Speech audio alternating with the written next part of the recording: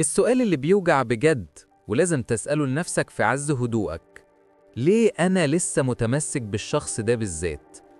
ليه مستحمل كل الخسائر اللي بتحصل لي كل يوم؟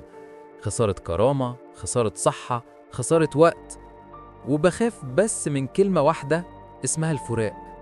الحقيقة إن كتير مننا بيفضل عايش في علاقة باظت من زمان وبتدمره ببطء، مش عشان بيحب الطرف التاني، لأ، لكن عشان خايف يخسر الخانة اللي العلاقة دي حطته فيها قدام نفسه وقدام الناس. الخوف ده هو المرض اللي بيسرق سنوات عمرك. الخوف ده مش بريء، ده له اسم علمي خطير اسمه التعلق المرضي أو التعلق غير الآمن. بيخليك شايف بعينك إن العلاقة دي عبارة عن مصيدة أو سجن خانق بيضيع عليك كل فرصك في النمو والراحة. بس في نفس الوقت مخك بيهمس لك طول الوقت: اوعى تسيب السجن ده، بره فيه وحدة قاتلة، بره مفيش أمان خالص. احنا هنا بنتكلم عن خسارة حقيقية بتحصل دلوقتي، فقدان ذاتك وطاقتك مقابل خوف وهمي من فراغ مؤقت. دي عملية تبديل بائسة بتضحي فيها بحاضرك عشان تشتري راحة بال وهمية. الخوف الحقيقي اللي ربطك مش إنك تخسر الشخص نفسه، لأنك عارف كويس إنه مؤذي.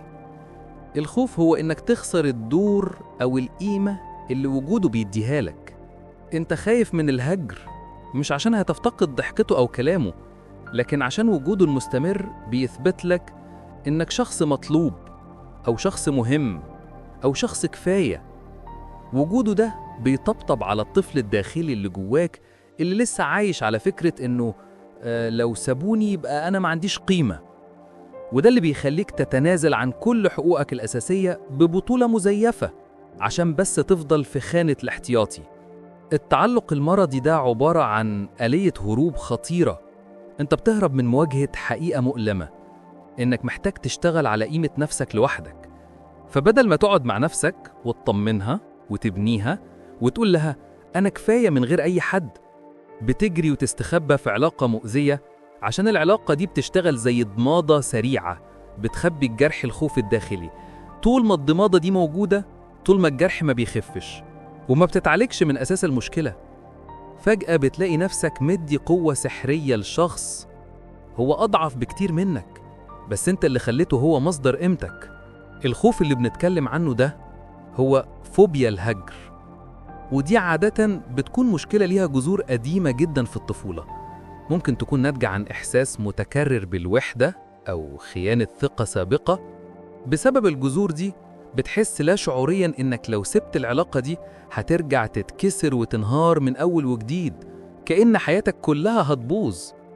عشان كده مخك بيختار البقاء في علاقة مؤذية ومعروفة على المغالبة بخطوة شجاعة توصلك للحرية والأمان الحقيقي اللي مش مبني على أي شخص تاني. إزاي تعرف إن خوفك من الخسارة هو اللي بيقيد حريتك دلوقتي ومخليك متمسك؟ بص على الأعراض دي في تصرفاتك. المبالغة في التبرير، دايما بتجري تجيب مبررات سخيفة لأفعاله القذرة وتصرفاته السيئة، زي يمكن عشان هو مضغوط بس، أو أكيد ما كانش قصده يجرحني. التنازل السريع والمذل، أول ما بيهدد بالانسحاب أو بيعمل مشكلة بتجري أنت تتأسف أو تتنازل عن حقك فوراً حتى لو أنت اللي على حق. العزلة الاجتماعية المتعمدة، بتبدأ تبعد عن كل الناس اللي بيحبوك بجد، أهلك وأصحابك اللي ممكن يكشفولك بوضوح قد إيه العلاقة دي غلط، عشان ما تسمعش صوت العقل اللي بيجبرك تاخد قرار. اللعب المستمر لدور الضحية، بتشوف نفسك طول الوقت في دور الضحية اللي بتستنزف طاقتها، وده للأسف بيديك إحساس إنك بتعمل اللي عليك في العلاقة وبتبقى مستني مكافأة. كل الأعراض دي بتثبت إنك مش متمسك بحب، أنت متمسك بمسكن مؤقت للخوف. الخوف من الخسارة بيخليك تخوض عملية نفسية خطيرة اسمها المساومة العاطفية. بتقول لنفسك كالتالي: أنا هستحمل 90% السيئين دول، وهستحمل كل المهانة والوجع عشان بس 10% الكويسين، الحب المزيف أو الأمان الوهمي، ما يروحوش مني. لكن الحقيقة المرة هي أن 90% دول هم اللي بيموتوك من جواك ببطء وبيخلوك تخسر سنين من حياتك. أنت كده بتشتري بقاءه على حساب حياتك كلها. اسأل نفسك، مين اللي هتخسره في الآخر لو فضلت في العلاقة دي؟ هتخسر نفسك، ودي أكتر خسارة ملهاش تعويض في الدنيا كلها. أنت بتدفع تمن خوفك ده من رصيدك في الحياة. كل يوم بتمشي فيه في العلاقة دي وانت عارف إنها غلط، انت بتفقد رصيد من قيمتك الذاتية اللي مبني عليها كل نجاحك المستقبلي. خوفك ده مش مجرد مشكلة عاطفية، هو عائق استراتيجي بيمنعك من إنك تكون المقاتل اللي المفروض تكونه. لازم تتوقف عن دفع هذا الثمن الغالي مقابل هذا الخوف الرخيص. جه وقت قرار المقاتل، قرار اللي بيشوف الحقيقة بوضوح. إزاي أكسر الخوف ده وأحول الخسارة الكاذبة لمكسب حرية حقيقي ودائم؟ أول خطوة، واجه الخيال بالواقع. الخوف دايما بيحب يرسم أسوأ صورة ممكنة للوحدة والفراغ اللي هيحصله بعد الانفصال. ما تسمحش كلامه، اقطع عليه الطريق. خطط ليومك بالتفاصيل المملة بعد الانفصال. هروح الجيم، هتعلم أطبخ، هبدأ في المشروع المؤجل، هزور أهلي. حول الفراغ المتوقع لمساحة بناء خاصة بيك. الخطوة التانية، استرد الاعتراف الذاتي. ما تخليش قيمتك متوقفة على تقييم أي شخص تاني. ابدأ أنت تطبطب على نفسك وتطمنها بنفسك. كل يوم الصبح بص في المراية وقول لنفسك بصدق وثقة: أنا مهم، أنا كفاية، وأنا مستاهل علاقة محترمة. الروتين ده مش كلام فاضي، ده إعادة برمجة لعقلك. طول ما قيمتك معلقة على موافقة شخص تاني هتفضل عبد ليه. حرر نفسك من هذا العبء النفسي. أنت تستاهل الحب والاحترام من مصدرهم الأصلي، ذاتك. الخطوة الثالثة، استخدم دائرة الأمان الحقيقية. ارجع للناس اللي بيحبوك بصدق من غير شروط. الأهل، الأصدقاء القدام المخلصين. وجودهم ده هيثبت لك بشكل قاطع إنك مش هتتساب، وإن حياتك فيها دعم حقيقي مبني على أسس قوية مش على الابتزاز أو الخوف. المقاتل الذكي هو اللي بيعرف مين الحلفاء الحقيقيين. هم دول اللي هيساعدوك تشوف العلاقة السامة دي من منظور خارجي سليم. لتحديد نقطة الحسم، لازم تعمل جرد صريح. هات ورقة وقلم واقسمها عمودين. في العمود الأول سميه مكاسب الوهمية من البقاء، الحاجات الكويسة اللي لسه بتشوفها. في العمود الثاني سميه خسائر الحقيقية من البقاء، الخسارة النفسية، خسارة الكرامة، خسارة الفرص. لما تلاقي إن خسارتك الصحية والنفسية أكبر بكتير جدا من المكسب التافه اللي بتستماه، وقتها هتفهم إنك لو سبت العلاقة دي فأنت مش خاسر، لكنك ناجي منتصر. طب لو سبته هيندم وهيرجع؟ لا، هدفك مش الندم بتاعه، هدفك هو حماية ما تبقى منك. الخسارة الأكبر عمرها ما كانت في إنك تسيب شخص بيموت فيك كل يوم. الخسارة الأكبر هي إنك تفضل محتجز في المكان الغلط عشان خايف من الوحدة.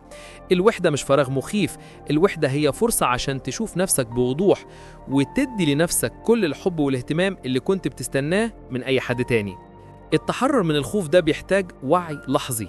كل ما تحس إن الخوف بدأ يشدك للعلاقة تاني، وقف لحظة وقول: ده مش صوتي، ده صوت الخوف القديم اللي بيخاف يتساب. اللي بيهدد بالرحيل هو اللي عارف إن قوته الوحيدة عليك هي خوفك. أولويتك في المرحلة دي هي الأمان النفسي والجسدي. حماية النفس هنا أهم من حماية العلاقة. لو بتستنى اللحظة المناسبة، ما تستناش. اللحظة المناسبة هي دلوقتي. لما بتعرف إنك قادر تكون سند لنفسك، ده بيخليك تختار من موقع قوة مش من موقع احتياج وضعف. المقاتل بيختار دايما المعركة اللي ترفع قيمته، والانسحاب من معركة بتدمره هو قمة الذكاء الاستراتيجي. تذكر دايما، خوفك من الخسارة هو مجرد وهم، لكن خسارة صحتك هي حقيقة مؤكدة بتحصل كل يوم. لما بتقرر تمشي من علاقة سامة، انت مش بتخسر شخص، انت بتكسب حياتك اللي كانت مسروقة منك. انت بتكسب ثقتك في قرارك، انت بتكسب الأمان اللي مش هيقدر أي شخص يبيعهولك تاني. تمن حريتك غالي، ما تضحيش بيه عشان بأي علاقة ميتة.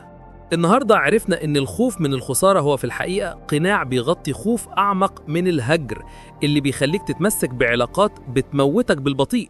الزتونة هي إنك لازم تواجه خسارة كرامتك وطاقتك اللي بتحصل دلوقتي، وتكسر حاجز الخوف الكذاب ده بتخطيطك العملي للمرحلة اللي جاية. قرار المقاتل مش في إنه يفضل متمسك، قرار المقاتل في إنه يحمي وجوده وقيمته بالانسحاب الشجاع. ابني حياتك عشان تكون قوي لوحدك، وقتها هتختار بقلب حر مش بقلب خايف أو ضعيف. مين في حياتك مسكك بخيط وهمي من الخوف؟ ما تستناش اللحظة المناسبة، الحسم دلوقتي. اعمل لايك للحلقة دي عشان رسالة القوة دي توصل لكل اللي خايفين يمشوا، وسيب كومنت تقول لنا فيه إيه أكتر حاجة بتخاف تخسرها لما بتفكر تسيب علاقة غلط؟ وإزاي هتبدأ تكسر الخوف ده؟ ولو لسه ما عملتش سبسكرايب، اشترك دلوقتي وفعل زر الجرس عشان ما تفوتكش أي ملف جديد يبني قوة شخصيتك. سلام عليكم.